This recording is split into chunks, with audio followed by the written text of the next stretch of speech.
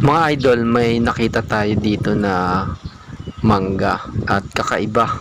Mangga na to, ang lalaki. Akala ko nga yung bunga ng bulak, buboy sa Bisaya.